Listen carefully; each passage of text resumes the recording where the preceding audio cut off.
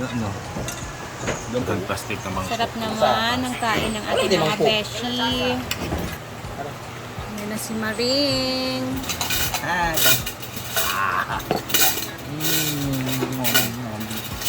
Matanggong, matanggong. Tsadaha, mang.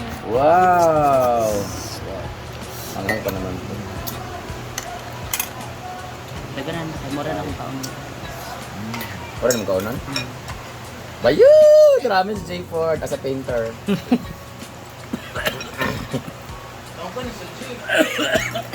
Ito si Paul Jig. Ay, ayaw niyo pagkuhan na kuhan ng isa. Kay kapul na ba na siya basta tulod-tulod. Dahil na promise. Mo ba? Sa una. Yung naalaala na date sila sa Trinoma. Napol mayat. Ako din yung pinador. Kakadurian eh. Guys, ang ulam ko ngayon ay siki ng baboy.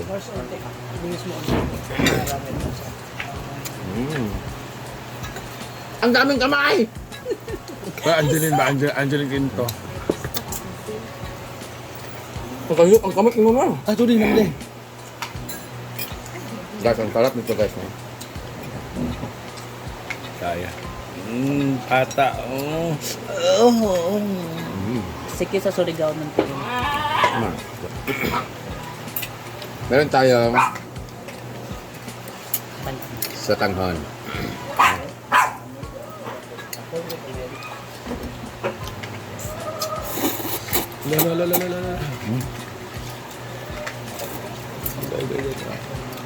Kumain na din kayo guys. Sumabay kayo. Promise, kami dito tayo. Alam kong naglalaway na din kayo. Sige.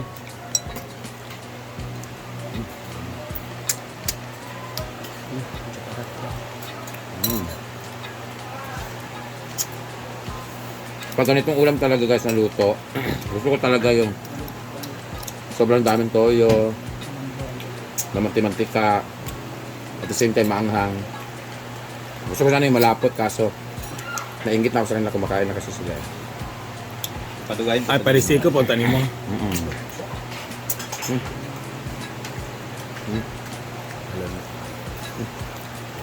And dahil wala na kaming ginagawa at medyo relax na, dito naman kami sa magpintura-pintura ni Jayford sa storage area ng mga plato, utensils, at iba pa.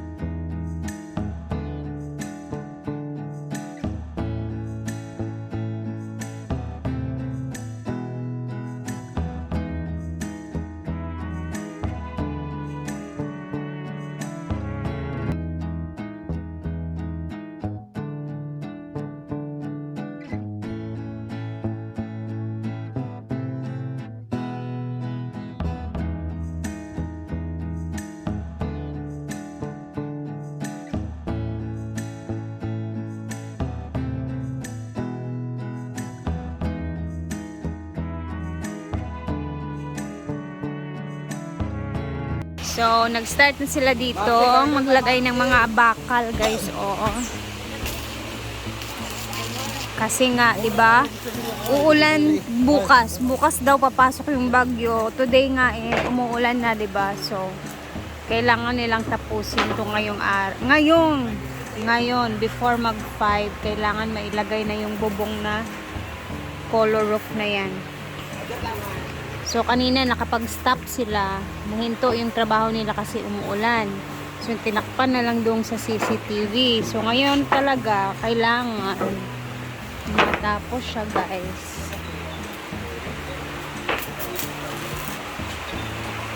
Ayan, nakaslant naman siya. Before, yung bubong na yung puti, nakaslant naman yan siya, guys. So, yung purpose din ng kahoy na yan, kung bakit siya pinutol, kasi yung mga dahon na nahuhulog sa ibabaw ng bubong, nag-i-stack siya. So, yung mga, pag umuulan siya, guys, yung, yung tubig sa ulan, hindi siya dumadaloy ng maayos, na-i-stack yung mga dahon na galing sa puno na yan. Kaya din, isa yan sa rason kung ba't pinaputol ni Brenda, kasi nga yung mga dahon nahuhulog sa bubong and ayaw dumaloy ng maayos yung tubig ulan sa taas. So, and medyo nasira-sira na din yung mga bubong na yon, kaya papalitan na din yun ng at the same time color roof, and nakaslant na siya. Pag ganun na siya, guys, konti para diretso yung tubig doon.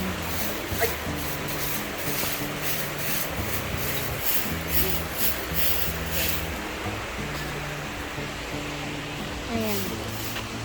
Bago umalis mamaya kasi may dili kumuban brit.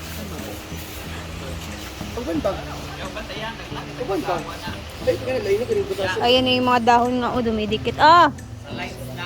Lights.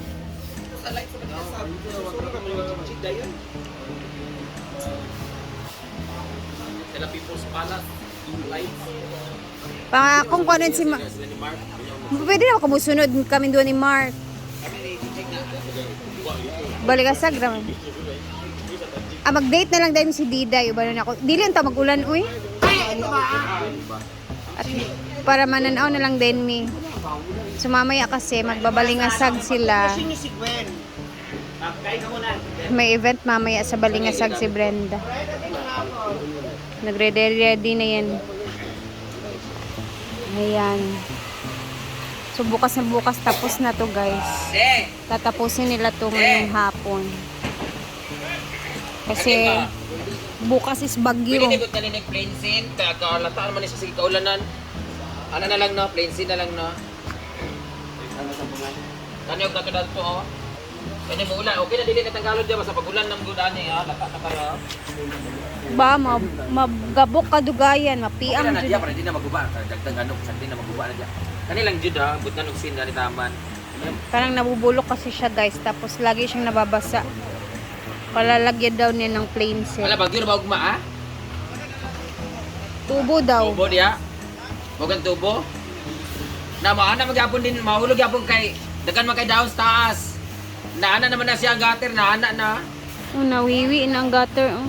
Ay, kahoy good. Baba. Bakit siya? Ha? Kanada na? Ana, tas didagan na yun.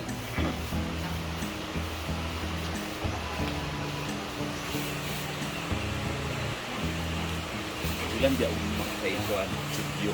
Mo lagi bagyo, ugma. Manila. Malalata kasi itong mga upuan dito. Bukas kasi bagyo sila, Diday. Wala na nga klase pasok. Di sila makabuilding dito ugma ang gini mahuman. So dapat paspasan jud din nila karon. Kay ugma basig kusog kayong ulan ugma.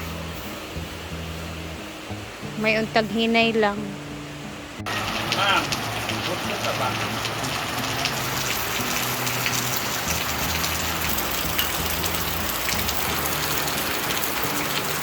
Na tayo magtatagal at baka bigla na namang pumaas yung tubig sa ilog kasi kanina pa ulan ng ulan. Medyo parang lumalakas yung tubig sa ilog, guys. Yung ano niya. Nakatakot. So, ala, ang langit, oh. Ano yung langit? Hindi pa naman siya brown. Pero parang malakas na yung agos ng tubig.